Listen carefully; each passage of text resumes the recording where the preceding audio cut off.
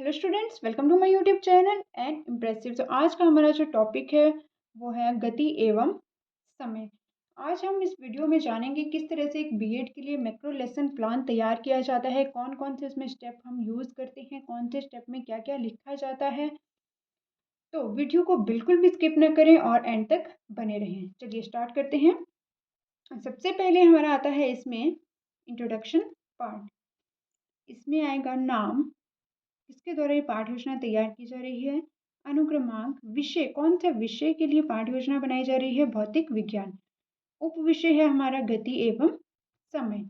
कक्षा, कौन सी कक्षा के लिए पाठ योजना तैयार की जा रही है, छठी कक्षा के लिए। समय अवधि कितनी रहती है, 30 से 35 मिनट, जो एक मैक्रो लेसन प्लान का टाइम पीरियड रहता है। दिनांक, कौन सी दिनांक के लिए पाठ योजना ये बनाई जा रही है। अब बात करते हैं अनुदेशनात्मक उद्देश्य की। अनुदेशनात्मक उद्देश्य वो उद्देश्य होते हैं जो एक पाठ के अंत में प्रश्नों के उत्तर देने में एक विद्यार्थी सक्षम होता है। उन उद्देश्यों को हम कहते हैं अनुदेशात्मक उद्देश्य। जैसे कि दूरी, समय और चाल को परिभाषित करने में जो है विद्यार्थी पाठ के अंत में सक्षम होंगे। चाल, दूरी तथा समय में संबंधित सूत्रों को लिखने में, चाल तथा समय में अंतर स्पष्ट करने में सक्षम होंगे। समय मापने के लिए उपयोग होने वाली युक्तियों के उदाहरण देने में सक्षम होंगे। सहायक सामग्री, सहायक सामग्री वो सामग्री होती है जो भी एक अध्यापक द्वारा बच्चों को पढ़ाते समय प्रयोग में लाई जाती है सामग्री, उसे हम कहते हैं सहायक सामग्री। जैसे कि श्यामपट्ट, चौक, झाड़न, संकेतक आदि। पूर्व ज्ञान परीक्षण, पूर्व ज्ञान परीक्षण, इसमें कुछ प्रश्नों के द्वारा बच्चों का मूल्यांकन किया जाता है कि बच्चों को इस टॉपिक से रिलेटेड पूर्व में कितना, पहले से कितना ज्ञान प्राप्त है। तो पहला प्रश्न पूछते हैं, विद्यार्थियों आप अपने चारों ओर कौन कौन सी गतिशील वस्तुएं देखते हैं। बच्चे उत्तर देते हैं, घड़ी की सुइयां, उड़ती चिड़िया, चलता हुआ पंखा इत्यादि। प्रश्न दूसरा है, चलती हुई साइकिल, चलती हुई कार में से सबसे ज्यादा गतिशील वस्तु कौन सी है। बच्चे उत्तर करते हैं, चलती हुई कार।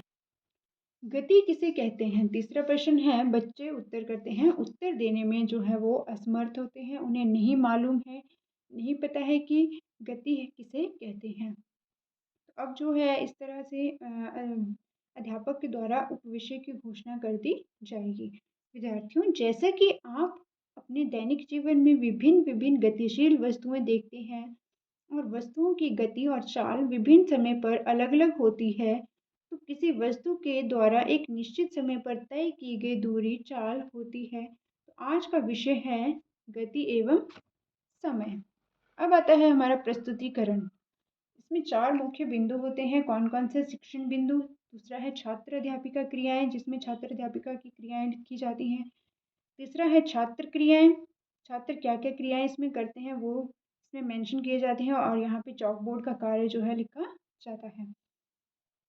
सबसे पहले आता है शिक्षण बिंदु में चाल का अर्थ। किसी वस्तु के द्वारा एक निश्चित समय में तय की गई दूरी को हम उस वस्तु की चाल कहते हैं। छात्र अध्यापिका श्याम पट पर लिख रही होगी, सभी विद्यार्थी सुन रहे होंगे। चॉक बोर्ड पे लिखा गया है गति एवं समय। उदाहरण, कोई कार 30 किलोमीटर पर आवर की चाल से चलती है तो इससे यह ज्ञात होता है कि कार की गति काफ़ी तेज है एक मनुष्य की गति से। विद्यार्थियों, गति के उदाहरण दो। बच्चे उत्तर देते हैं, कार का चलना, घड़ी की सुइयां। शाबाश, बैठ जाइए। अब आता है दूरी। विद्यार्थियों, प्रारंभिक स्थान से समापन स्थान के बीच का अंतराल दूरी कहलाती है। इसे हम मीटर, किलोमीटर आदि के रूप में दर्शाते हैं। विद्यार्थियों, दूरी ज्ञात करने का सूत्र क्या है, आप बताइए। दूरी बराबर है चाल गुना समय। दूरी का सूत्र है, दूरी बराबर है चाल गुना समय। Speed equal to distance upon में टाइम।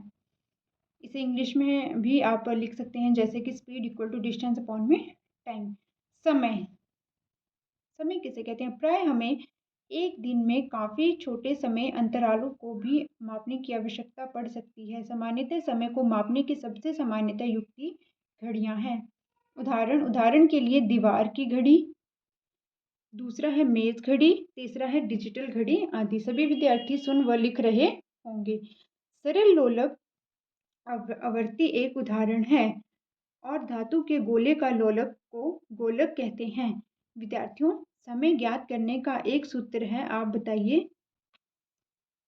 समय इक्वल टू दूरी और बाय अपॉन चाल।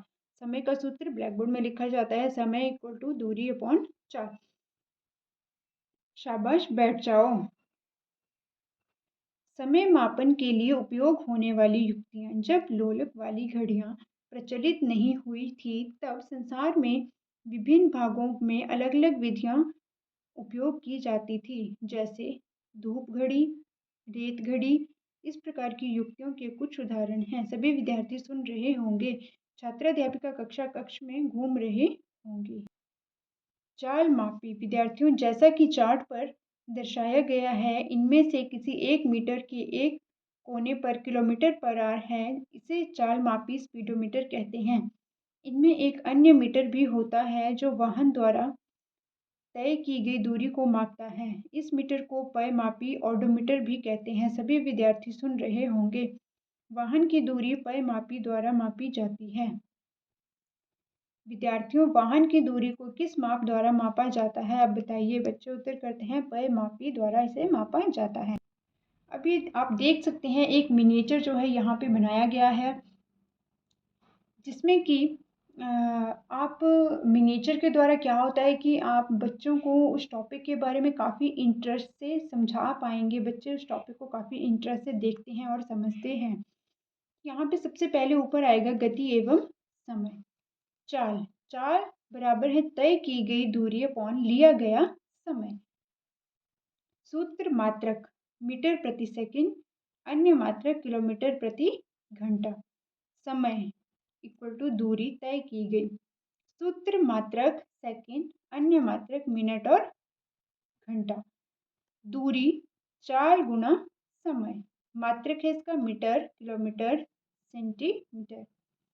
कार का डैशबोर्ड, ये आप देख सकते हैं किस तरह से दूरी बनाई गई है, किलोमीटर पर आवर में यहाँ शो किया गया है। चाल मापी यानी कि स्पीडोमीटर। तो इस तरह से आप एक मिनिएचर बना सकते हैं छोटा सा, एक अपने मैक्रो लेसन प्लान में, और इससे आपका मैक्रो लेसन प्लान भी काफ़ी अट्रैक्टिव बनेगा, दिखेगा, और बच्चे भी इस टॉपिक को काफ़ी आसानी से समझ पाएंगे और इंटरेस्ट से देख पाएंगे।